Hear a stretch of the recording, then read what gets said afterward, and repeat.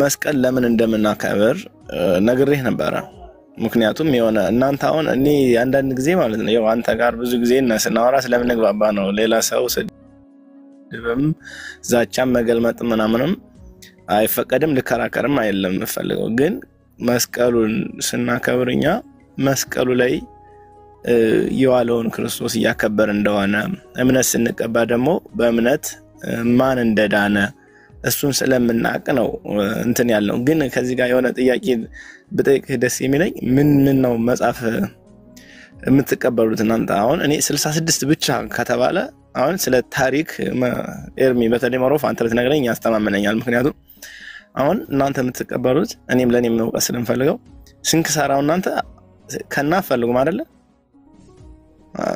አታነቡም ስንክሳር የለንም እኛ እንደዛ አይነት የለም ግን እውነተኛ ታሪክን ዲና ያናረግም እንደ ወንጌል አማኞች እንደ ቤተክርስቲያን እውነተኛ የተደረገ ታሪክ ከሆነ የግድ ያ ታሪክ መጽሐፍ ቅዱስ ላይ መጻፍ አለበት ብለን አንልም ያ ታሪክ መጽሐፍ ቅዱስ ላይ ባይጻፍም ታሪኩን እንደ ታሪክ እውነተኛ ታሪክ ከሆነ እንቀበላለን ማለት ይቅርታ በዛ ታሪክ ላይ ተመርኩዘን ሰው ያን ታሪክ በማመን የኃጢአት ይቅርታውን ያገኛል ያን ታሪክ በማመን የዘላለም ሕይወት ወራሽ ይሆናል ያን ታሪክ በማመን ከእግዚአብሔር ጋር ይታረቃል ብለን የምንቀበለው ታሪክ የለም ያ ታሪክ በእግዚአብሔር ልጅ በኢየሱስ ክርስቶስ ብቻ የተፈጸመ ታሪክ ነው ታሪክም ብቻ ሳይሆን እውነት ነው ከዛ ውጭ ግን ታሪኩን እንደ ታሪክ እንቀበላለን የግድ መጽሐፍ ቅዱስ ውስጥ ይጻፍ ብለናል አሁን ለምሳሌ የሀገራችን የኢትዮጵያ ታሪክ አለ የነገስታቱ ታሪክ አለ የህዝቦቿ ታሪክ አለ በህዝቦቿ ውስጥ ያለ የህይወት መስተጋብር አለ በሐዘን በደስታ ባበላል ባጠጣጥ ባለባበስ ባንዋኗር ላይ ታሪክ አለ ያ ታሪክ አሁን መጽሐፍ ቅዱስ ውስጥ የግድ መጽሐፍ የለበትም ኢትዮጵያዊ ታሪክ ነው እንቀበላለን ማለት ነው እንደዚሁም የሌሎች ሀገራትን ለምሳሌ እስራኤልን ታሪክ በመጽሐፍ ቅዱስ ላይ ያልተጻፈ የራሳቸው የሆነ ደግሞ ታሪክ አላቸው ኦኬ እንደዚሁም የአሜሪካን እንግሊዛውያን እንደዚህ ታሪክ አለ እንደ ታሪክ እንቀበላዋለን እንጂ ያ ታሪክ ያደነናል ያ ታሪክ እንማጸንበታለን በዛ ታሪክ እንለማመንበታለን ያ ታሪክ የመንፈሳዊ ህይወታችን ምናምን ነገር ከእግዚአብሔር ጋር የምንገናኝበት ነው ብለን ግን እንደዛ አንልም ስለዚህ ስንክሳር ባይኖረንም አሁን በስንክሳር ውስጥ የምትለውን እስኪ አንድ ታሪክ አንሳና ስንክሳርን ያመቱ ስላለኝ አንዱን ታሪክ እስኪ ላንብበውና እዚሁ ልነግርህ እችላለሁ ይሄ ታሪክ ትክክል ነው ትክክል አይደለም ብዬ ማለት ነው ታንክ ዩ ቬሪ አሁን ለምሳሌ ማለት ነው አሁን የመስቀልን አሁን በማስከረም 17 ከ16 17 ሁለቱም ስንክሳሩ ስለሚሰራው ስለሁለቱም መነጋገር እንችላለን ግን ለምሳሌ አሁን አንዳንድ እንደዚህ ላቅምሳችሁ ወይም በመናፍቅ ፕሮቴስታንት ጴንጤ የትኛው እንደሆነ ባላቅም ብቻ እናንተ አይነት ማለት ነው እንደናንተ አይነት አንዱ እንትን ይላል መስቀልን ችቦ ሲያበሩ ነበር ማለት ነው እና እነሱ ታዲያውን የት መቼ እንደሚከበር መቼ አውቀው ነው ሲያበሩ የነበረስ ይሄንን ከስንክሳር ነው ያዩት አይደል እንደ ዞሮ እንደዚህ አይነት ነገሮች አሉ ከስንክሳር የሚወጡ 300 ዓመት የሚለውንም እንደዚሁ ያዩ ነው የሚያበሩት ያበሩ አሉ ድሮ አይበራም ነበር አሁን ይበራል ስለዚህ እንደዚህ አይነት ነገር እስኪ ለምሳሌ ስለ መስከረም 17 አውጣና ከዛ እሱን ደግሞ ተቀበለው አለ አትቀበለውም የሚለውን ማውራት እንችላለን ኦኬ ቴንክ ዩ ችቦ ከማብራት ጋር በተገናኘ እንግዲህ እኛ እዚህ ያለን ወንጌላውያን አማኞች አብዛኛው ህዝብ የወጣው የተገኘው ከኢትዮጵያ ኦርቶዶክስ ተዋሕዶ ቤተክርስቲያን አብዛኛው ነው ብየምለ ከእስልምናና ከካቶሊክ ከሌላ እምነት ከሌላቸው የመጣ የለም ብየባልልህም ከዛም የዳኑ አሉ ግን አብዛኛው እንደው ካላጋነንኩት ከ90% ያልተናነሰው ህዝብ ከኢትዮጵያ ኦርቶዶክስ ተዋሕዶ ቤተክርስቲያን ይወጣ ኦኬ ይሄ በሚሊዮን የሚቆጠር ህዝብ ማለት ነው ከ30 እስከ 40 ሚሊዮን የሚቆጠር ህዝብ ከኢትዮጵያ ኦርቶዶክስ ተዋሕዶ ቤተክርስቲያን ይወጣ ስለዚህ በዛ ባህል ውስጥ በነበሩበት በዛ ሃይማኖት ውስጥ በነበርንበት ሰዓት ላይ በቤተክርስቲያኒቱ ባህል ይሆናል ለመጽሐፍ ቅዱሳዊ ያልሆነ ባህል ይሆነ ማለት ነው ለምሳሌ የመስቀል ደመራ በዓል አከባበር የመጽሐፍ ቅዱስ በዓል አይደለም፣ ባህል ነው። ኦርቶዶክስ የፈጠረችው ባህል ነው። የደብረ ታቦር ተብሎ የሚባለው የቡሄ ተብሎ የሚባለው ማለት ነው። የችቦ የመለኮስ የማብራት በጅራፍ የመገራረፍ የቡሄ ዳቦ እያሉ በጅራፍ መገራረፍ፣ በተለይ በገጠሩ ኢትዮጵያ እንደኔ ያደገ የቡሄ ጭፈራ እየተባለ ሳንቲም ልመና በሙሉ የኢትዮጵያ ኦርቶዶክስ ተዋሕዶ ቤተክርስቲያን የፈጠረችው ኢትዮጵያዊ ባህል መጽሐፍ ቅዱሳዊ አይደለም፣ ባህል ነው። ደብረ ታቦር የተባለው የመገለጥ ተራራ ላይ ጌታ በደብረ ታቦር ብርሃነ መለኮቱን የገለጠበት ተብሎ ነው ተብሎ ቢታመንም እሱ መጽሐፍ ቅዱስ ላይ ይናገራል። ቀኑ ግን በሐምሌ ወር ነው ብሎ አይልም እና ባህል ነው። ኦኬ እሺ። ግን አሁን አንተ እዚህ ጋር እሱ እኮ መጽሐፍ ቅዱስ ላይ ባህል ደግሞ ባህል ነው። ይህንን ባህል አሁን ወደ ጌታ ከመጡ በኋላ በተለይ በወላይታ በጉራጌ ብሔር ብሔረሰቦች ውስጥ ያሉ በደቡብ ኢትዮጵያ በሲዳማም ይሁን በሌሎቹ በከምባታ በሀዲያ ባሉት በደቡብ ብሔር ብሔረሰቦች ውስጥ የዘመን መለወጫ ተብሎ ከሚደረጉት ጋራ በተለይ ከዚህ ከነሐሴ ወር ጀምሮ የመስቀልን በዓል ተከትሎ የተለመደ ባህል አለ። አሁን መርካቶ ብትሄድ ለመስቀል በዓል አካባቢ እናቴ ዝግ ነው። የትኛውም ጉራጌ የሆነ ይዘጋል። ኢቭን ሙስሊሞች ሁሉ እንኳን ለምደው ዘግተው ወደ ሀገራቸው ይገባሉ። ወደ ሲልጤ ምናምን ነገር ማለት ነው። ወደ ጉራጌ ባህላቸው ነው። በቃ እዛ ቤተ ዘመድ የሚገናኝበት ነው። በዓመት አንዴ ምክንያት አድርገው የሚገናኙበት ነው። ምክንያት አድርገው ሲገናኙ ደግሞ ድሮ በጌታ የሆኑቱ ራሱ በጌታ ያመኑ ወንድሞቻችን ሁሉ ጭምር ድሮ ቡሄ እንደዛ ይከበር ችቦ ይለኩሱ ከሆነ አሁንም መስቀል በላው ላይ ባያረጉም ያንኑ ሊያረጉ ይችላሉ። የወንጌል አማኞችም ሆነው ማለት ነው።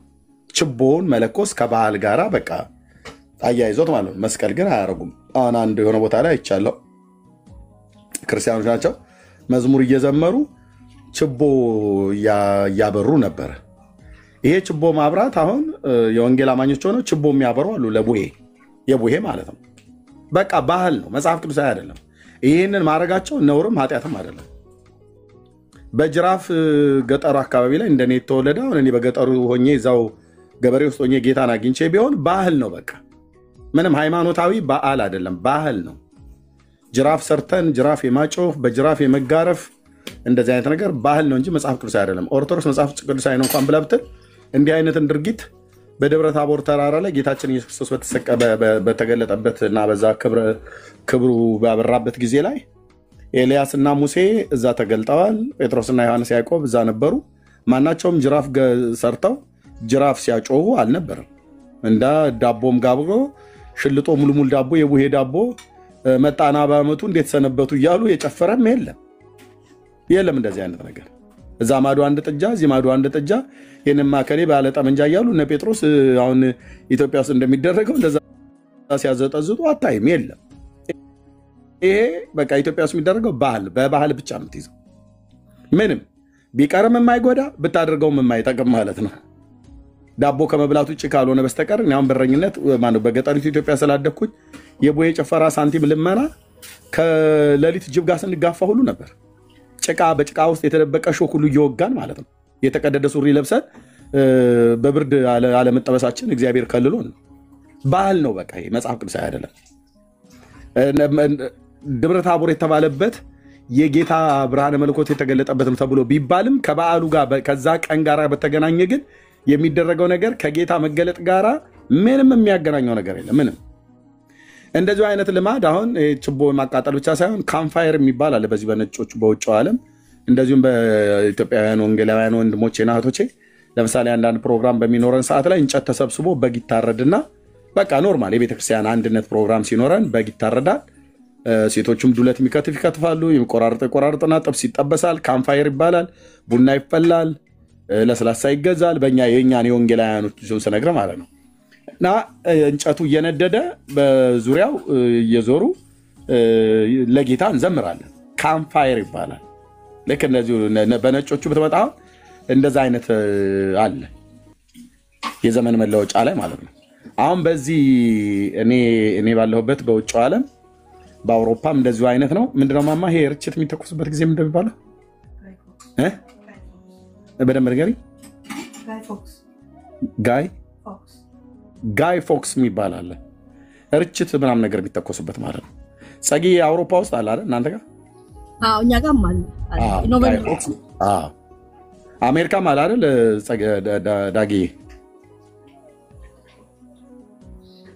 ዳጊ? አሜሪካ አይመስለኝም። እነሱ ብዙ ነገር ከኛ ነው እኮ የሚኮርጁት ብዙ ነገር አሜሪካን። እሺ ይሄ ጋይ ፎክስ የሚባለው ላይ በጣም ርችት ይተኮሳል። በጣም ያው ሰፈሩ ጦርነት የገባ ነው የሚመስለው። የሚፈነዳው ርችት የሚተኩሱት ርችት እና እሱ በሚመጣ ሰዓት ላይ ትዝ የሚለኝ ልክ ለቡሄ ጅራፍ የምናጭኸው አይነት ነገር ማለት ነው። እና እሱ የሚደረግበት ግን የሆነ ከሆነ ጦርነት ጋር በተገናኘ ነገር ይመስለኛል ታሪኩ ላይ አይ ቲንክ እዚህ ቋንቋ ስንማር አንድ ጊዜ ነግረው የነበረ ዘንግቸው እንጂ ማለት ነው። ከጦርነት ጋር ይተገናኘ የጦርነት ማለት ጻጊ የኔና እኮ አንቺ ሀገር እኮ ተመሳሳይ ነው እንግሊዝ። የጦርነት ነው ኖቬምበር 5 ላይ ተሰብስበው ቦታ ይመረጣል። ያው በትክክል ቦታ ተመርጦ ሰው በጣም ይወጣል ይሄዳል። ማስታወሻ ነው ልጆቹ። ልክ ነው። ያንቺና የኔ ሀገር ተመሳሳይ ህግ ተመሳሳይ ንጉስ ስለሆነ የሚመራን ልክ ነው። ኦኬ እና እንደዚህ አይነት አለ ማለት ነው። አኔ ባህል ነው የነሱ ጦርነት ነው። የኛ ሀገር ግን ኢትዮጵያ ውስጥ ባህል ነው። ለምሳሌ አሁን ጌታችን ታኅሳስ 29 ቀን ተወለደ ተብሎ ይከበራል በኢትዮጵያ አቆጣጠር። ኦኬ ቀኑ እውነተኛ ቀን ነው አይደለም ብሎ የሚለው እሱ ለጊዜው እንተውና ከጌታ ልደት ጋር በተገናኘ ኢትዮጵያ ውስጥ አንድ ታዋቂ ነገር አለ የሚደረግ የገና ጨዋታ። ለገና ጨዋታ አይቆጡም ጌታ እየተባለ በተለይ እንደኔ ገጠር ያደጉ ሰዎች በደንብ ያውቁታል። የገና ጨዋታ የሚባለው ምንድነው? በአንዳንድ ቦታ ላይ ጥንግ ብለው ይጠሯታል። እኔ አካባቢ ላይ ተወልጄበት ላይ አላስቸገርኩ ከመስቀሉ ባንወጣ ጥሩ ነው። ነው ባህሉን አጠቃላይ ነው የምነግርህ። አጠቃላይ ለምሳሌ ዛሬ ስለ መስቀል ያወራን ነገ ደግሞ ያኛው ስለሚመጣ ስለዛ እንሄዳለን። አይሻልም? ተመለሳለህ። ዝም ብዬ እንደ ምሳሌ ነው የጠቀስኩልህ እንጂ እንመለሳለን። መስቀሉ ላይ ነው። ለምሳሌ ያቺ ጥንግ ወይ ቂሌ የምትባለዋ ነገር እሷን እንመታለን። ከበዓሉ ጋር አብረው አቆናኝተውት እንጂ ጌታ በተወለደበት ጊዜ የቤተልሔም እረኞች እንደዚህ አላደረጉም። ለገና ጨዋታ አይቆጡም ጌታ እየተባለ ማለት ነው። ስለዚህ ለገና ጨዋታ አይቆጡም ጌታ ተብሎ ከሚባለው ጋር አብሮ በባህል ውስጥ የተለመደ ጨዋታ አለ ልልህ ፈልጌ ነው። መጽሐፍ ቅዱሳዊ ያልሆነ የገና ጨዋታ የሚባል መጽሐፍ ቅዱሳዊ ያልሆነ የቡሄ አሁን እሱ መጽሐፍ ቅዱሳዊ ምልክት የለውም። መጽሐፍ ቅዱስ ላይ ሰብአ ሰገል ምንም አላለም። ምን ማለት ሰብአ ሰገል ምን ያገናኝ? ምን ያገናኝ? አንፈራጹ ሰብአ ሰገል ደስተኛ ሆኑ ዘለሉ ደስተኛ ሆኑ አይልም።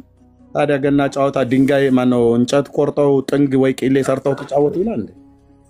ይኸውልህ አሁን አንተ ያየው የርሚ አሁን አንተ ያችን ድንጋይዋን አየህ እንጂ ምልክት ግን ከዛ አለ። ምን አለ? የሆነ ደስተኛ ስለሆኑ እነሱ አንፈራጹ ሰብአ ሰገል። እሺ ሰብአ ሰገል እኮ በደስታ ሰገዱለት ነው አይደል? አንፈራጹ ሰገዱ ነው አይደል? አይ ዘለሉ የሚሆናል። ዘለሉ ሰገዱ ዘለሉ ማለት ነው። ያሰገዱ አይደለም ዘለሉ። ኦኬ መዝለል ከገና ጨዋታ የገና ጨዋታ መዝለል አይደለም።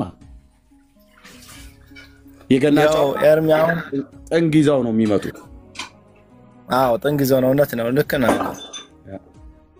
እና ምን አለፋ ስዩሜ የገና ጨዋታ የሚሆን የቡሄም ይሁን ከበዓሉ ጋር ምንም የሚያገናኘው ነገር የለም። ለምሳሌ አሁን መስቀልም እንኳን ተብሎ ቢባል እንኳን መስቀሉ ሲጀምር ታሪኩ ላይ አነሳሱ ላይ ንግስት እሌኒ ጋር እና ታሪኩ ላይ ችግር አለ።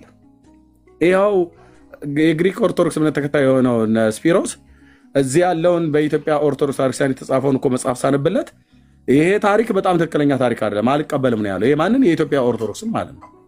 ለምን ብዬ ስለሱ የግሪክ ኢስተርን ኦርቶዶክስ ስለሆነ ከኦሪየንታል ኦርቶዶክስ ጋራ ያለችው የኢትዮጵያ ኦርቶዶክስ የምታደርገው ስለ ንግስት እሌኒ የጻፈችው ትክክል አይደለም ነው ብሎ የሚለው። እንደዚሁም ኢቭን ስለ ጊዮርጊስ እንኳን የጻፈችው ትክክል አይደለም ነው ብሎ የሚለው። አሁን ግን እኔ ስለ መስቀል ነው ከመስቀሉ አንወጣ። የመስቀሉ በዓል አመጣጥ ራሱ ታሪኩ ላይ ስህተት አለ ነው ብዬ ስዩም ታሪኩ ላይ የሆነ አይን ያፈጠጠ ጥርስ ያገጠጠ ተብሎ እንደሚባለው ጥርስ ያገጠጠ ስህተት አለ። የታወቀ ኤርሚያስ ብለህ ብትለኝ ቤተክርስቲያኑ ጻፈችው ድርሳነ መስቀልንና መጽሐፈ ስንክሳርን መጽሐፈ ጤፉትን ያነበበ ብቻ ይህን ያነበበ ያውቀዋል። እኔ ደግሞ ጤፉትም እጄ ላይ ያለ ድርሳነ መስቀል እጄ ላይ ያለ ስንክሳር እጄ ላይ ያለ አንብቤ ነው የማወራው፣ ሳላነብ አይደለም። ታሪኩ እንደ ደጋበግ ነው የሚዋጋው እርስ በርስ አይስማማም አንዱ ካንዱ ማለት እየሰፋ እኮ ስለሚሄድብህ ነው እኮ ኤርሚ እንጂ እኮ ምንም ምንጭ ሳይመጣ አይመጣም። እርግጠኛ የሆንኩት ነገር አሁን ለምሳሌ ማለት ኤርሚ ማለት ነው አሁን አንተ ታውቃለህ መቼም የሆነ ደስ የማይል ነገር ስላለ ይሆናል አሁን እንደዚህ የምታወራው፣ ግን እንደዚህ ፍጹም አይደለም። የሆነ ምልክት ሳይዝ ከመጽሐፍ ቅዱስ እንኳን ሳይመጣ የሚነገር ነገር የለም የሚሰፋ ነገር ማለት ነው። ግን ስለ መስቀል እኔ አሁን መርጌታ ምናምን ብሎ የተጻፈ ነገር አለ። መርጌታ የቤተክርስቲያኗ ስም ነው። ግን ይሁንም እንደ እርሳቸውም ሲያወሩ የሰማሁት አለ፣ እርሶም እየተናገሩት የነበር አለ፣ ሌሎች ወንድሞቻችንም ሲናገሩት የነበር አለ። ግን ምንድነው የሆነ በመነጋገር ቢሆን በእኔ ወንዱ የኔ ሃይማኖት እንደዚህ ነው እሱ በጣም እንደዚህ አድርጓል ብለን መተቻቸት ሳይሆን መወያየትና መነጋገር ቢሆን እኮ እግዚአብሔርን በመካከላችን ይገኛል። መቼም አይጠፋም መቼም። ምክንያቱም አንድም ሁለትም ሆናችሁ ተሰበሰቡ ያው ስለሱ ስም ነው የምንሰባሰበው፣ አስተምሮ የተለያየ ቢሆን። ይሄ ደግሞ በትምህርት ደግሞ የድሮ አባቶቻችን ስንክሳሩንም ያው መታነብ ከሆነ እኛ አመት እስከ አመት ስለምናነበው ነው። እሱ ከዳር ከአንድ ጀምሮ 360 ቀናቱንም የሚናገረው ስለ ቀደሙት አባቶቻችን፣ ስለ ሰማዕታትም፣ ስለ ጌታ፣ ስለ ድንግል ማርያም፣ ስለ ጻድቃንም ስለ ሁሉም ይናገራል ማለት ነው። ግን ታሪኮች አሉ። ግን ስንክሳሩ አሁን አንተ አሁን ኤርሚ እየታየኛለው ስንክሳሩ ተሳስቷል አይነት ድምጽ ነው እያሰማኛለው። እንደዚህ ነው እርግጠኛ ነህ? ታሪኩ አሁን ስለ መስቀሉ የሚናገረው ስለ መስቀሉ የሚናገረው ነው 100% የተሳሳተ ታሪክ ነው ብዬ ይሄው ላይቭ ላይ ነው ቀጥታ የምናገረው። ሰዎችን ለማስቆጣት ብዬ ሆም ብዬ ያልሆነ ነገር እንዲናገሩ ወይ ደግሞ ያልሆነ ነገር እንዲያደርጉ ብዬ አይደለም ብዬ እንዳነበበ አንተ አሁን ስንክሳሩ መሳሳቱን በምን አወቅ ኤርሚ? አሁን ከስንክሳሩ በፊት የነበረ ማን ኑሮ ነው ስንክሳር ተሳስቷል የምትለው? ቅድም ምን ስትል ሰማሁ? ባህል ነው። ባህልና በዓል ይለያያሉ። በዓል ማለት ክብረ በዓል እንደማለት ነው። ባህል ደግሞ ያንድ ማህበረሰብ ወገኖች ታብና ኮፕሊንግ ሼር የፈጠሩት ነገር ነው። ቆይ አንዴ ሲሚ ታብና ኮፕሊንግ ሼር አድርጉት ፕሊዝ። ሪስትሪክሽን መጥቷል። አዚ ቁጭ ብለዋን ከኋላ ተቀምጠው ነው ገብተው አያወሩም፣ ግን ሪፖርት ያደርጋሉ። ሪስትሪክሽን መጥቷል። ኮፕሊንግ እና ሼር አድርጉት ወገኖች፣ ጸጋ ይብዛላችሁ።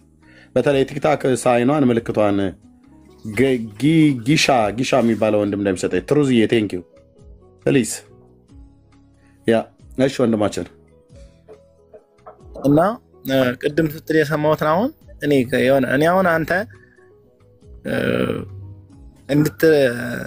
እንድንረዳዳ ነው የምፈልገው። እንዴት ነው አስተሳሰቡ? ስዩ እንዴት ነው የሚያስበው? ኤርሚ እንዴት ነው የሚያስበው የሚለውን ነገር ገብቷል። አንተም ትናንትም ስለ አባቶች ማወቅ እንዴት እንደምትችል ላሳይህ እንዳልከው ማለት ነው ባለፈው የሚያወራን እና አሁን ባህል ማለት የሆኑ ሰዎች የመሰረቱት ከዛም ወደ ልጃቸው እየበዛ ሄደ የአንድ አካባቢ ሰዎች የፈጠሩት ነው። በዓል ማለት ደግሞ በዓል ነው፣ ስለ ክርስቶስ የሚከበር ቀን ማለት ነው በዓል ማለት ነው። ምክንያቱም ለምሳሌ በ17 የመስቀሉ ምንድን ነበረ? በዓል ነበር እንጂ የኦርቶዶክስ ባህል ነበር አይልም። ኦርቶዶክስም ባህል የላትም፣ በዓል ነው ያላት እንጂ። ምክንያቱም አሁን ኤርሚ አንተ ነበርኩ ብለኸኛል፣ እንደሆንክም ነው እኔ ማቀው ማለት ነው። ቀደም ግን ትናንት ነው። የነገህን ደግሞ እግዚአብሔር ነው የሚያውቀው። ስለ ነገ መወሰንም ማንም አይችልም። ይተበሉ ለጌሰም ሰጥ የሌለ እርሳ ስለሆነ ማለት ነው። የሆነ ነገህን አንተ ነው የምታውቀው። ስለ ነገ ምንም ማለት አንችልም። ስለ ነገ ማሰብ መጨነቅም እንዳንጨነቅም ስለተጻፈ ማለት ነው። ግን አንተ በስንክሳር ተሳስቷል የምትልበት ምክንያት ማን ነው? እንደተሳሳተ የነገረህ ማን ነው? ወይስ ካንተ ነው? ይሄን እንድታስረዳኝ ነው የምፈልገው። ሁለተኛ የኛ ባህል ሳይሆን በዓላችን ነው። የኦርቶዶክስ መስቀል የኛ ባህል አይደለም፣ በዓል ነው የምናከብረዋለን።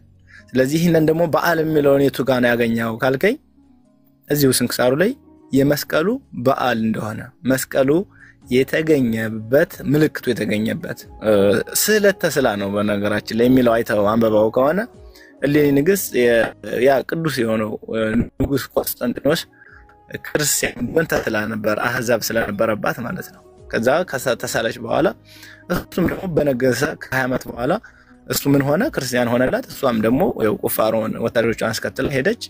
ከዛ በኢየሩሳሌምና ሰዎች አስጨነቃቻቸው።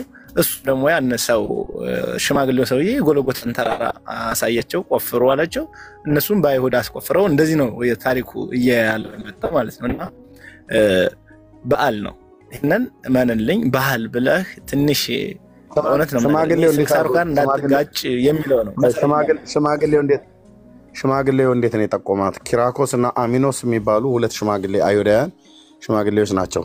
እንዴት አድርገው ነው የጠቆሟት? መስቀሉ ያለበትን ቦታ በፍቃድ ነው በውዴታ ነው? እኔ አሚኖስ የሚባለውን አላነበብኩም፣ ግን አንተ ካነበብከው ይኸው ታስረዳኛለህ። እኔ ግን አንድ ሽማግሌ ይላል አሚኖስ ይባላል።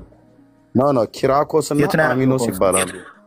ድርሳነ መስቀል ላይ ኦኬ፣ ድርሳነ መስቀል እኔ ስንክሳሩ ነው ያነበብኩት። እኔ ብዙ ጊዜ ድርሳነ ስንክሳር ነው ማነበው፣ መጽሐፍ ቅዱስ ስንክሳር አነባለሁ። ምክንያቱም እሱ ለዚህ ነው ስንክሳር ላይ ሽማግሌው ብሎ ጻፈ። ድርሳነ መስቀል ላይ ግን ኪራኮስ እና አሚኖስ የሚባሉ ሁለት ሽማግሌዎች ናቸው። በምን መንገድ ነው እሱ የጠቆማት? ያንን መስቀሉ የተደበቀበትን ተራራ የጠቆማት ኪራኮስ እና አሚኖስ የሚባሉት በስንክሳሩ ላይ ሽማግሌ ብሎ ያለው በምን መንገድ ነው? በውዴታ ነው ወይስ በግዴታ ነው የጠቆማት? ታውቃለህ ግፍ እንደተደረገባቸው እነሱ ሽማግሌዎች ላይ? ያው ኤርሚ የምን መሰለህ አሁን አንተ ግፍ ለኔ ግፍ አይደለም የተደረገባቸው ነገር ምንድነው ያደረገችባቸው ነው? እስቲ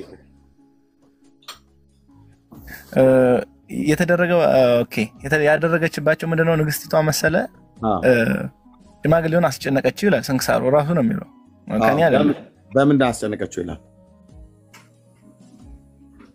ያስጨነቀችው ያው እንደ እነሱ የሰሩት ግፍም አለ እኮ መስቀሉ ላይ ያን ሁሉ ነገር በይሁዳ አውጆ የነሱን ተው አባቶቻችሁ ነው ብላ ያለችው። ፕሊስ ወገኖች ሪፖርት አለው በደንብ አድርጉት ወገኖች፣ በጣም ደጋግሞ ይመጣል። ኦኬ እሺ፣ በምንድነው ግፍ አደረገችባቸው የሚለው? ግፍ ሳይሆን እንዲናገር በራብ ነው የቀጣቻቸው። አዎ በረሃብ አሰቃይታቸዋለች። በረሃብ እንድታሰቃያቸው መክሯት የሄደው ለንግስት እሌኒ ማን ነው? በታሪኩ መሰረት ይሄ እኮ የራሷ ውሳኔ ነው። ማን መከራት? ማንም የመከራት የለም። ገብርኤል መልአኩ ነው የመከራት። ኧረ በስመ አብ እንደዚህ የሚል የለም። በእውነቴን እኮ ብዬ መልስዩ ታውቃለህ ማርያምን አሁን አንተ ይኸውልህ እስኪ ስንክሳሩን አውጣው እስኪ 17 ለምን ስንክሳሩን ብቻ? ስንክሳሩማ ተቆርጦ ነው የተጻፈው እንዴ? ስንክሳር እንዴት ተቆርጦ ይጻፋል? ስንክሳር ማለት እኮ ቢያንስ ለሁሉም መሰረት እኮ ነው። ስንክሳር ግጻዊ መጽሐፍ ቅዱስ የሚባሉ አሉ። ተያያዥነት ታውቃለህ አንተ? ቀዳሽ ነበር ድሮ?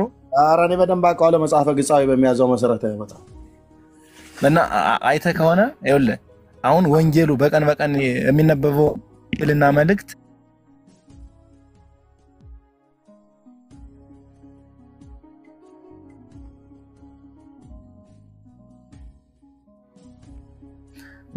ወንጌሉ ማለት ነው።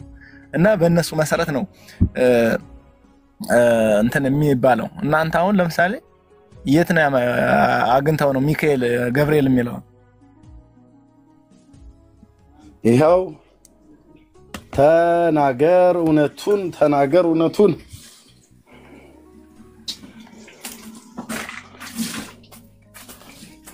ከስንክሳሩ ውጭ ነው ወይስ ስንክሳሩ ውስጥ ነው የምታመጣልኝ? ቆይ ማማ ይሄን ነገር ወደዛ እንሽልኝ። ቴንክ ዩ ኦኬ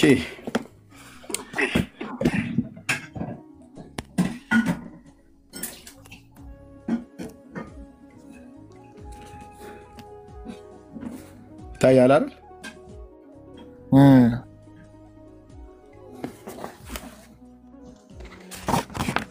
ያው መጽሐፈ ስንክሳር መጽሐፉ ማለት ነው። አንተ ስንክሳሩን ብቻ ነው ያየኸው። ይህን መጽሐፍ ታውቀዋለህ? ስለ መስቀሉ ታሪክ እንደሚያወራ በግሼን ደብረ ከርቤ ቤተክርስቲያን የታተመው መጽሐፈ ጤፉት ጌታችን ኢየሱስ ክርስቶስ የተሰቀለበት ቅዱስ መስቀል ወደ ኢትዮጵያ መጥቶ ከግሼን ደብረ ከርቤ ቅድስተ ማርያም መቀመጡንና ስለ ጥንታውያን ታሪኮች የሚናገር መጽሐፍ መሆኑን ታውቃለህ? በቤተክርስቲያኒቱ የተጻፈ ስዩም ታውቃለህ? ኤርሚ የስንክሳር ነው ነበር ኮልታነብኝ ታውቃለህ ወይ ነው ያልኩህ። ጠይቁ ይኸው ብዙ መጻሕፍት አሉና ሁሉንም እያንዳንዱ ጠየቅኩህ። ታውቃለህ ወይ ይሄን መጽሐፍ ታውቃለህ ወይ ነው ያልኩህ። እስኪ አሳየኝ አንዴ ገለጣው እስኪ ወደ ውስጥ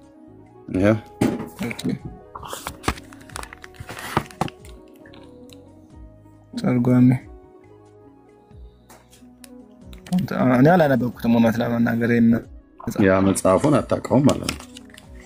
ይኸው እስካላነበብከው ድረስ አታውቀውም ባይነ አታውቀውም። ስለዚህ ይሄ ስለ መስቀሉ ነው የሚያወራው።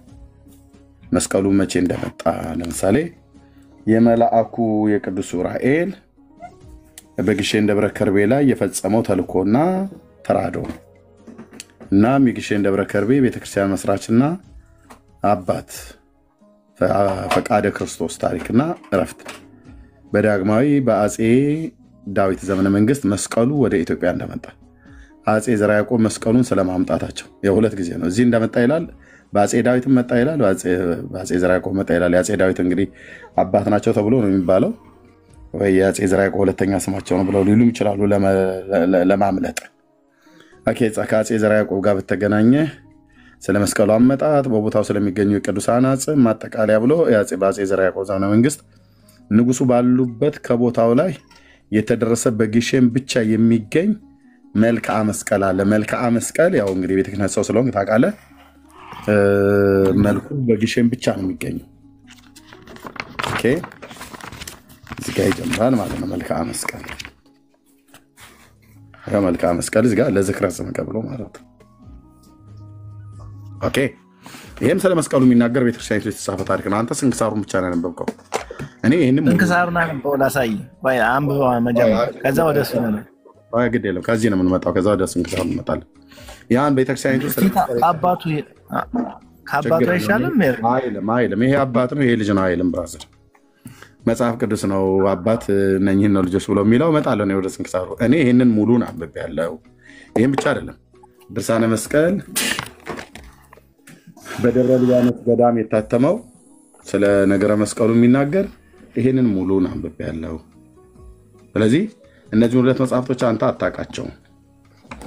ድርሳኑ መጽሐፈ ጤፉት ስለ መስቀሉ የሚናገረው ኦኬ ዘወርሃ መስከረም 16 እና 17 ላይ ስንክሳሩ ማለት ነው።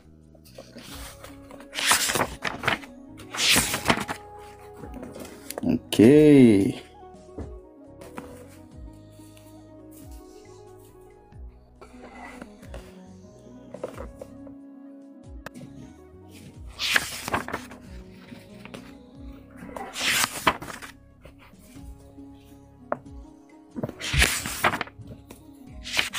መስከረም በ17 ላይ ነው።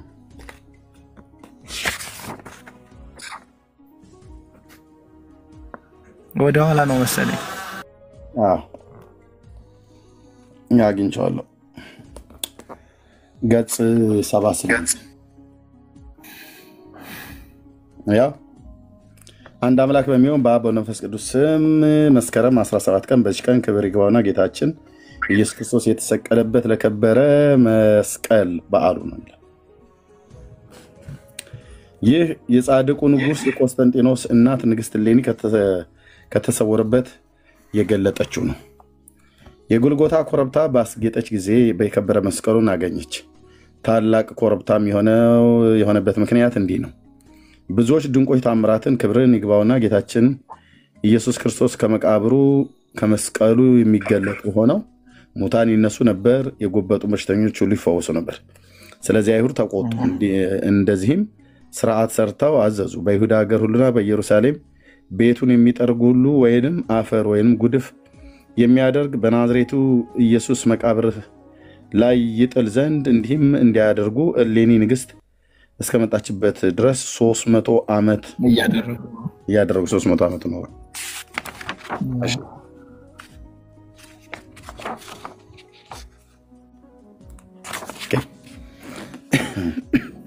እሷም በመጣች ጊዜ ክብር ይግባውና ጌታችን ኢየሱስ ክርስቶስ መቃብር እስካሳዩት ጊዜ ድረስ አይሁድ እዛ ይዛ አሰቃየቻቸው። ይህንንም ኮረብታ እስከ ጠረጉ ድረስ አስገደደቻቸው ይላል።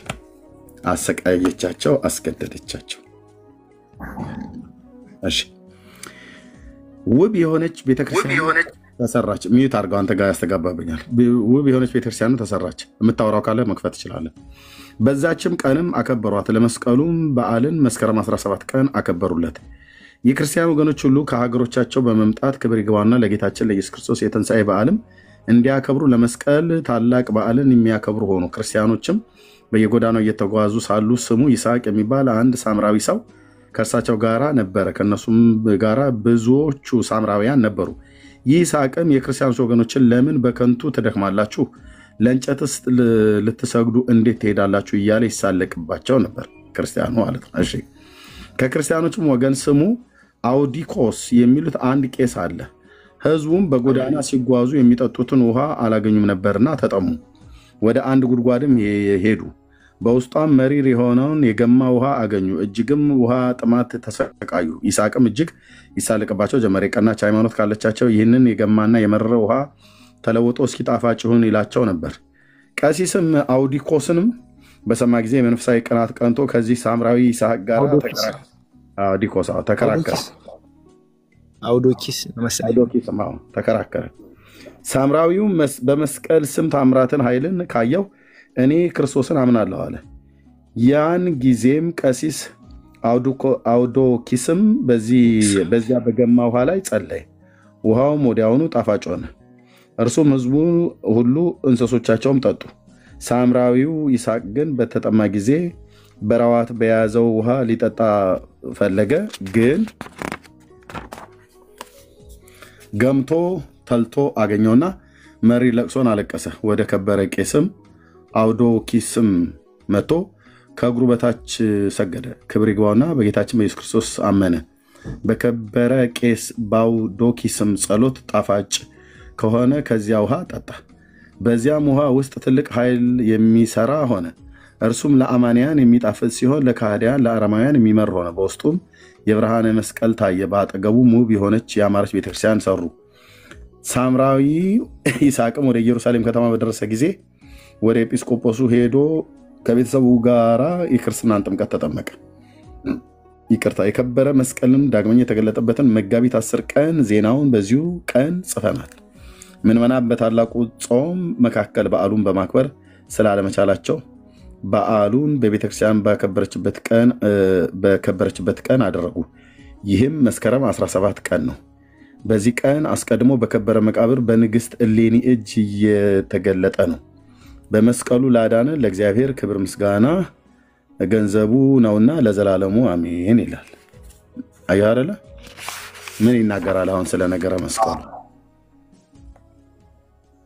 እንዴት እንደተቆፈረ ማን እንደጠቆማቸው ምን የሚታወቅ ነገር አለ? እዚህ ጋር ቀንጨብ አድርገው ታሪኳን ብቻ አሰቃየቻቸው አለ። እርሷም በመጣች ጊዜ ክብር ይግባውና የጌታችን የኢየሱስ ክርስቶስ መቃብርን እስካሳዩት ድረስ አይሁድ ይዛ አሳቃያቻቸው። ያንም ኮረብታ እስከ ጠረጉ ድረስ አስገደደቻቸው ይላል። ያንን ቆሻሻውን እስከጠረጉበትና እስኪጠርጉ ድረስ አሰቃየች ብሎ ይላል። ከዛ ውጭ ሌላ የሚያወራው ነገር ምንም የለም። ስንክሳር ማለት ስንክሳር ነው። ስለ መስቀሉ ብዙ አይናገርም። ብዙ የሚናገረው እነዚህ ሁለት መጽሐፍቶች ናቸው። ቤተክርስቲያኒቱ የጻፈችውን መስቀሉ ተገኘበት ተብሎ የተባለውን እሌኒ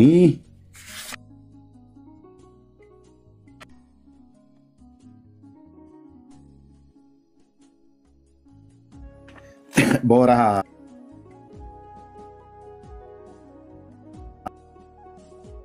በአብ ወወልድ ወመንፈስ ቅዱስም አምነን በአብ ወወልድ ወመንፈስ ቅዱስም መጋቢት ወር የሚነበብ የመስቀሉ ድርሳን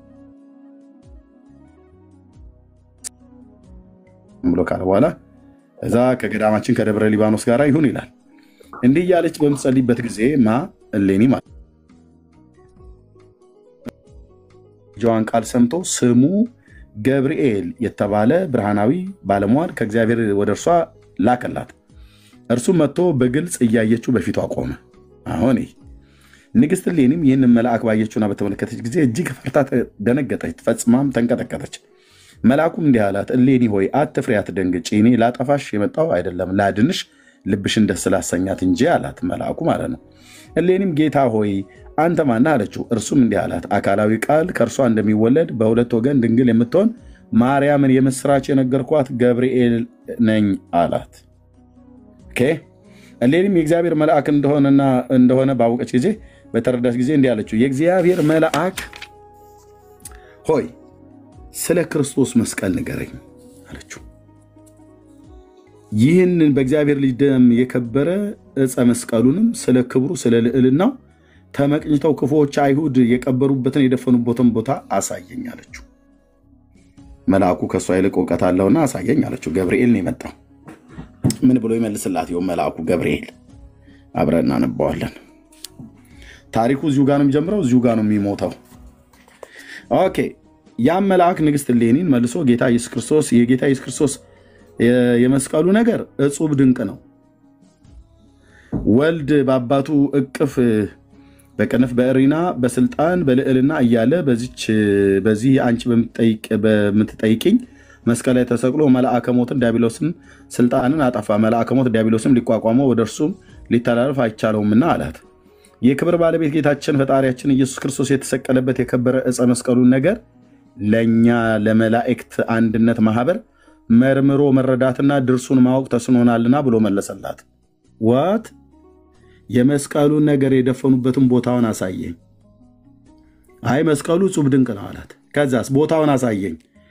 የክብር ባለቤት የጌታችን ኢየሱስ ክርስቶስ የተሰቀለበት የከበረ ዕፀ መስቀሉ ነገር እኛ የመላእክት አንድነት ማህበር መርምሮ መረዳትና ድርሱን ማወቅ ተስኖናል ብሎ መለሰላት። አናቀውም እያላት ነው ገብርኤል፣ እኔ አላቀውም እያላት ነው መልአኩ። በታሪኩ መሰረት እኔ ብቻ አይደለሁም ከኔ ጋር ያሉ ሌሎች ነገደ መላእክት ሁሉ በሙሉ የመላእክት አንድነት ማህበሩ በሙሉ ማወቅ ተስኖናል፣ እኛ አናቀውም። ያው የመስቀሉ ነገር እጹብ ድንቅ ነው፣ ግን የት እንደተቀበረ ጠቁመኝ ነው ብለሻልሽው። አላቅም እኔ አይደለሁም ሌላ መልአክ በዚህ ጉዳይ ምንም የሚያውቀው ነገር የለም ማለት። ኦኬ ጥሩ መልስ ነው።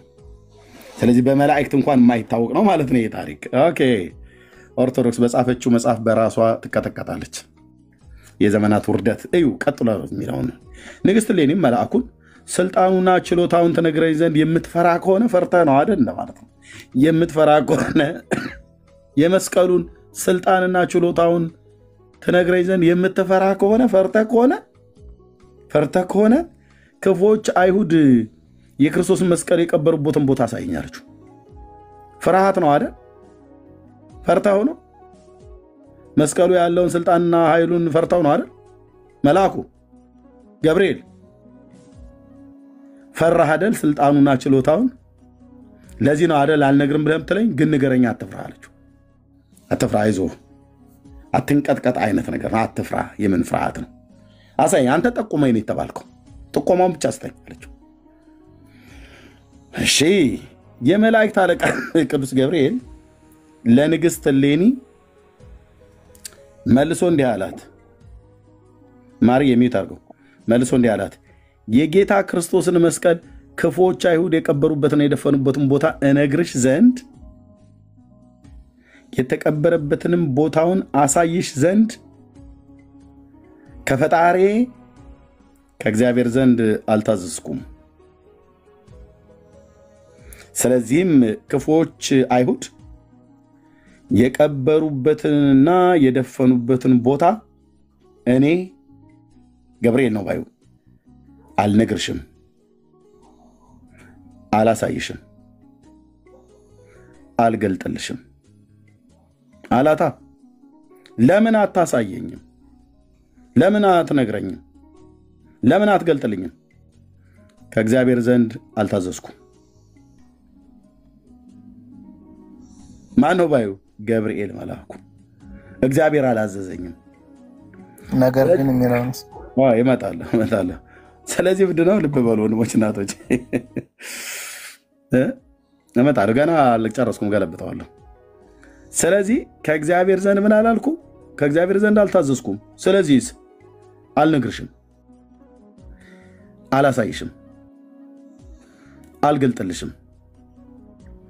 እኔም አይደለሁም ሌሎች ነገደ መላእክት የመስቀሉ ነገር መርምረን ድርሱን ለማወቅ ተስኖናል ብሎ መለሰላት። ያው ጽብዱን ቀነው። ይሄ ራሱ የገብርኤል ንግግር እኮ ነው ያለው። እጹብ ነው ይልልሃል ገብርኤል ይለዋል። ወይ ውስጤ እንዴት እንደሚያበሳጨው አልኩ። ውሸት። ኦኬ መልአኩ እንዲህ ብሎ አላት። ኦኬ እግዚአብሔር ስላላዘዘኝ አልነግርሽም፣ አላሳይሽም፣ አልገልጥልሽም አላት። ኦኬ ነገር ግን ቆይ ሚዩት አድርገው። ነገር ግን አሁን እኔ እግዚአብሔር አላዘዘኝም። እግዚአብሔር ያላዘዘው ለምን ነው? እግዚአብሔር መስቀሉን አይፈልገውማ። እንጨት ምን ያደርግለታል? ልጄን ስሙት ብሎ ካለ በኋላ እንጨት ሳሙ ይላል እንዴ? አይልም። ቅዱስ እግዚአብሔር አይልም። ሚዩት አድርገው ፕሊዝ። ተረት በደንብ ነው መከትከት ያለበት ብራዘር። እኔ ይሄንን እንደዚህ አይነት ተረት እንድበቀል እግዚአብሔር ልኮኛል። ህዝቤን ያሰረ ተረት አልኩ። የኤልያስ አምላክ ይፋረደኝ። አሁን ታሪኩ ተራ ታሪክ እንደሆነ ትውልድ እንዲስቅበት እንዲሳለቅበት አድርግና ወደ መጽሐፍ ቅዱስ ፊታቸው እንዲያዞሩ ከእንዲህ አይነት ኮተታ ኮተት ተረት ወጥተው ኢየሱስ ክርስቶስን እንዲያምኑ እግዚአብሔር በበቀል ነው የጠራኝ። በእንዲህ አይነት ተረት ላይ እንድበቀለው በምን? በእውቀት። ኦኬ አልታዘዝኩም፣ አልነግርሽም፣ አላሳይሽም፣ አልገልጥልሽም። ለምን? እግዚአብሔር አላዘኝም። ነገር ግን አላት። ነገር ግን እነዚህ አይሁድ ያመጧቸው ስማቸው ኪራኮስና ቅድም ያልኩ ሰውዬ ማለት ነው አሚኖስ የሚባሉ አንቺ ያሰርሻቸው 2 አረጋውያን ከመጀመሪያው እስከ መጨረሻው እነርሱ ያውቃሉ አላት። እኛ እናቅም። እኔም ሆንኩ ሌሎች ነገደ መላእክት የዚህ የመስቀሉ ነገር እጹብ ድንቅ መሆኑን እናውቃለን። ግን የእሱን ነገር መርምረን ድርሱን ለማወቅ ተስኖናል። እግዚአብሔርም ደግሞ ይህንን ነገር እንድነግርሽ አላዘዘኝም። ስለዚህ አልነግርሽም፣ አልገልጥልሽም፣ አላሳይሽም። ከዛ ይህንም ብሎ በዚህ ገብርኤል ብለው የጠቀሱት ሰው የጠቀሱት በዚህ ገብርኤል ብለው በዚህ ታሪክ ውስጥ በዚህ ትርክት ውስጥ የጨመሩት ገብርኤል ነው ብለው ያሉት እንደዚህ ብሎ ካለ በኋላ ሴቲቱን ክፉ ምክር ኃጢአት መክሯት ሄደ፣ ነውር መክሯት ሄደ። ገብርኤል መልአክ ነው ብለው የጻፉት ቅዱስ ገብርኤል አይደለም። ልብ በሉ። የኦርቶዶክስ ገብርኤል፣ የኦርቶዶክስ ማርያም፣ የኦርቶዶክስ ሚካኤል ጠርጥር ብራዘር እንዳነበበ ነው ሰው ነገር መጽሐፍቶቻቸው እንዳነበበ ሰው የመጽሐፍ ቅዱሱ ገብርኤል፣ የመጽሐፍ ቅዱሱ ማርያም፣ የመጽሐፍ ቅዱሱ ቅዱስ ሚካኤል እና ምን አይነት ክፉ ምክር እንደሚመክራት ያ እነዚህ አይሁድ ያመጧቸው ስማቸው ኪራኮስና አሚኖስ የሚባል አንቺ ያሰርሻቸው 2 አረጋውያን ከመጀመሪያው እስከ መጨረሻው ድረስ እነሱ ያውቃሉ። ስለዚህ እስኪነግሩሽ ድረስ የደበቁበትን ቦታ እነሱና አባቶቻቸው አጽንተሽ መርመሪያቸው። ምርመራው በምን ይሁን? በረሃብና በጥም ብዙ ካስጨነቅሻቸው በኋላ ይነግሩሻል አላት። ይህንን ነገር ለንግሥት እሌኒ ከነገራት በኋላ ያ ከልዑል ከእግዚአብሔር ዘንድ የተላከ ብርሃናዊ መልአክ ከአልፎ ሄደ፣ ከእርሷም ተሰውሮ ወደ ሰማይ አረገ ይላል። ይህንን አሁን ቅዱስ ገብርኤል ያደርገዋል ወገኖች፣ ያደርገዋል። የወንጌል አማኞች እናትና አባቶቻችሁ ዘራችሁ ትውልዳችሁ እንዴት እንዳሰሯቸው እዩ። እነሱ ከታሰሩበት ስርዓት ለመፍታት ይህንን ቪዲዮ ስታገኙ ዳውንሎድ አድርጋችሁ ለቤተሰቦቻችሁ አሰሙ። በሚቀጥለው ዓመት ከሚደረገው የመስቀል በዓል ተብሎ የሚባል ፍጹም ተረታዊ ከሆነ ነገር ተላቀው ጌታ ኢየሱስ ክርስቶስን በመስቀል ላይ የሞተውን ጌታ አምኖ በስሙ ንስሐና የኃጢአት ይቅርታን አግኝተው ከዘላለም ፍርድ እንዲድኑ ለቤተሰቦቻችሁ ወንጌል ንገሯቸው። ኦኬ። ቅዱስ ገብርኤል እንደዚህ አይነት ምክር ይመክራል? አይመክርም። ይመክራል ኤርም ይመክራል። እሺ መረጃ አስተኝ ከመጽሐፍ ቅዱስ አሁን ይኸውልህ ከመጽሐፍ ቅዱስ ልሰጥ ነው ግን መረጃ ስጠኝ።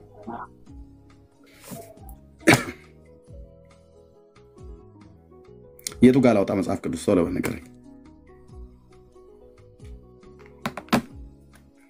እንዲህ አይነት ምክር ይመክሩ እንደነበረ እንዴ ኤርሚ አሁን እኔ ስራ ቦታ ነው ቁጭ ያለሁት ግን አሁን አንተ ዲያቆን መጽሐፍ ቅዱስ የተቀሰፈ የለም ተደፋፍሮ ንገረኝ። አይ እንደዚህ የመከረ ክፉ ምክር የመከረ መልአክ ንገረኝ።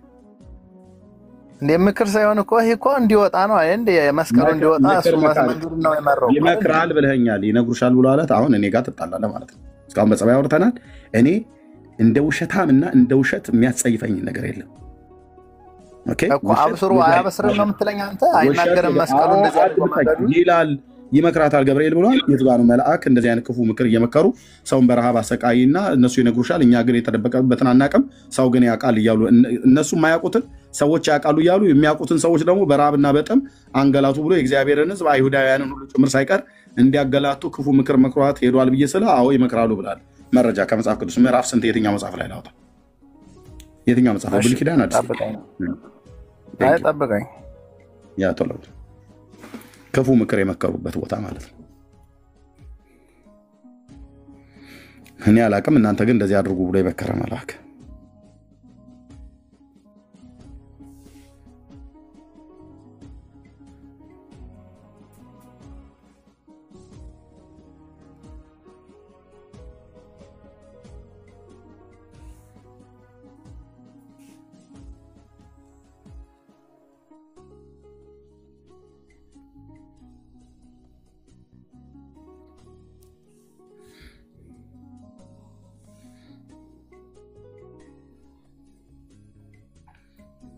ስታገኘው ነው።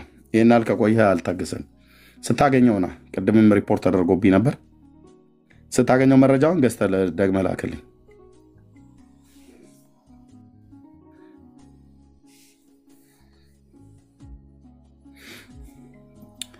አየህ የኦርቶዶክሱ ገብርኤል ክፉ ምክር ይመክራል ማለት ነው። ሰውን በረሃብ አሰቃይ ብሎ ይላል። እሱ አያውቅም። ሰዎች የሚያውቀውን ሰውዬ አሰቃይ ብሎ ይላል። ይሄ ጋኔን ነው እንጂ ጋኔን ይሄ ሰይጣን ነው እንጂ እንደዚህ እግዚአብሔር ቅዱስ መልአክ እንደዚህ አያደርግም። ሲጀምር እግዚአብሔር አላዘዘውም። እግዚአብሔር ያላዘዘውን እግዚአብሔር ስላልፈለገው ነው። አይ መስቀሉ ነገር ይኸው እግዚአብሔር እኮ አላዘዘንም ይላል አይደል? ይኸው ከእግዚአብሔር ዘንድ አልታዘዝኩም ብሎ ካለ በቃ እሱ እንዲነግራት ካልታዘዘ እሱ ለምንድን ነው እሷን የሚያዛት? አየህ የእግዚአብሔርን ቅዱስ መልአክ ስሙን ለማጥፋት ኦርቶዶክስ ማለት የቅዱሳን መላእክት ጠላት ናት። ጠላት በስማቸው ሐሰት እንደፈለጋቸው አድርገው የሚጽፉት ማለት ነው። ለሚጠይቀኝ ሁሉ መልስ አለኝ አልኩ። እፊቴ አትቆሙ። ያ ትገባለህ። በመረጃ እንደ በረሮ እየተንጠባጠብክ ነው የምትወጣው።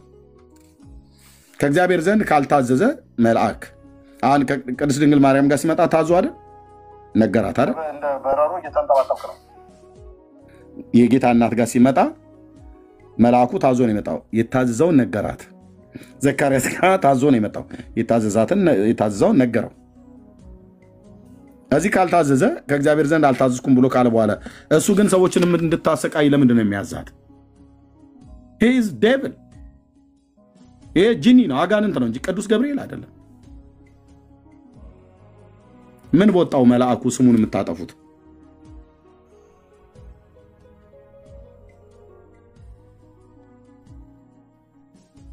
ሙቃው እንግዲህ ይህንን ተረትህን ሳቃጥልልህ በዓለም አደባባይ ላይ ጋቡ።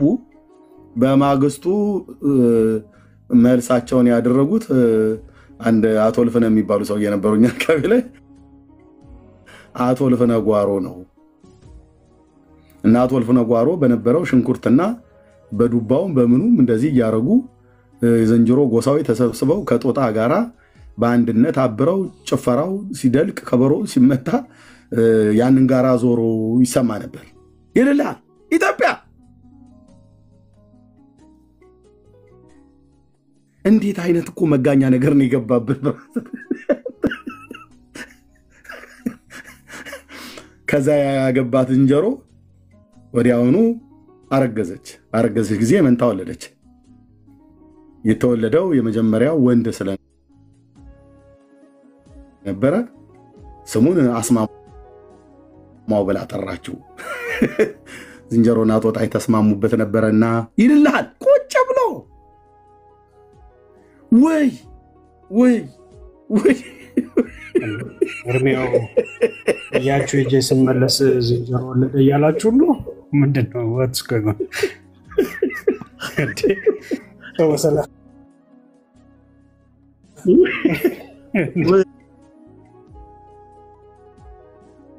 ዞሮ እንኳን ሰው ሲመለስ ሰላም ነገር ኧረ እስኪ በመድኃኒዓለም ተፋታን። እዚህ ዝንጀሮና የጦጣ ሰርግ ላይ ደርሰናል።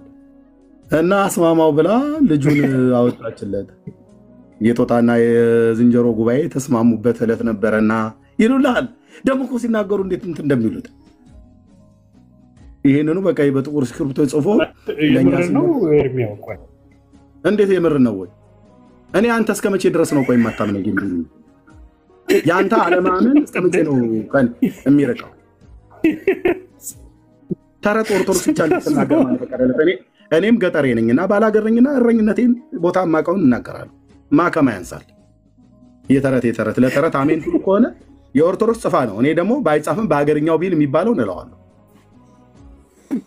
መርጣችሁ አሜን ማለት ነው። ቀጥል። አስማማው ግን ሰው ነው አይደል? የዝንጀሮና ከዝንጀሮና ከጦጣ የተወለደው ልጅ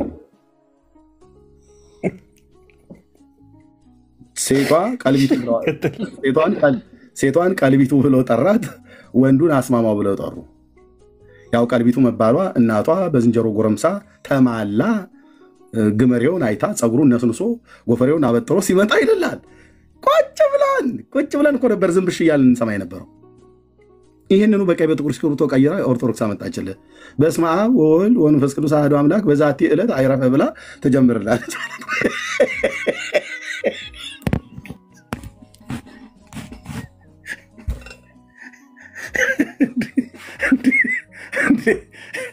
የቱ ጋር የታሪኩ መነሻ ብለህ ብትል የለም።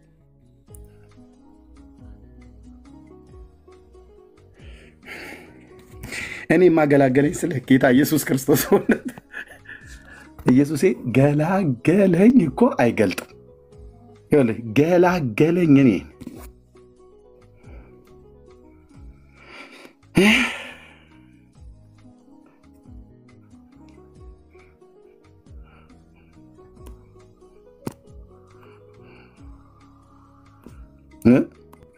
ዝንጀሮና ጦጣ ተጋቡ ትለኛለህ እንዴ አንተ እየመጣ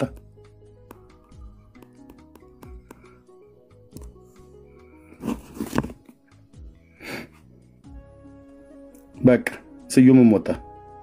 መገላገያው ነበር የሚፈልገው ሲደበቅብኝ፣ እኔ ደግሞ ሪፖርት ያደርግብኛል ብዬ ነበር። ሄደ። ገብርኤል ማሰቃየትን ያዛል ብሏል። በሌላ ቀን ሲመጣ እናስታውሱኝ። ይህንኑ ጉዳይ ከቆምበት እንቀጥለዋለን። እሺ፣ የዛሬ ምክሬ ከወንድሞችና ከእህቶቼ ጋር ደክሞኛል። የልጆቼ የእንቅልፍ ሰዓት ደርሷል። በኢትዮጵያ ከሌሊቱ 4 ሰዓት ሊሆን ነው። የዛሬ ምክራችን ለእኔም የወንድሞቼን መጽሐፍ ቅዱስን አንብቡ። ግድ የለሽም እህቴ፣ ብሉይና አዲስ ኪዳንን መጽሐፍ ቅዱስን አንብቡ። ሕይወት የሚገኝበት ትምህርት ያለው እዛ ነው።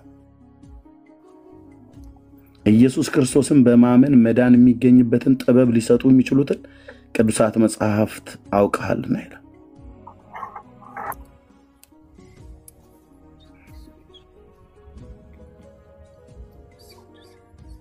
እኔ አሁን እዛ ቤት ኖሬ እስካሁን ድረስ እዛ ቤት ኖሬ በሆነ እስካሁን ቆንጅዬ ቄስ ይወጣኝ ነበር። ምን አይነት ቄስ አትለኝም? የዝንጀሮውንም የከርከሮውንም ተረት እያመጣሁ እየሰፋው ለዚህ ህዝብ ብናገር አባታችን ጸሎተው ታግዘ ቡራቂው ተደረሰኝ እያለ ዝም ብሎ ነው አሜን የሚለው።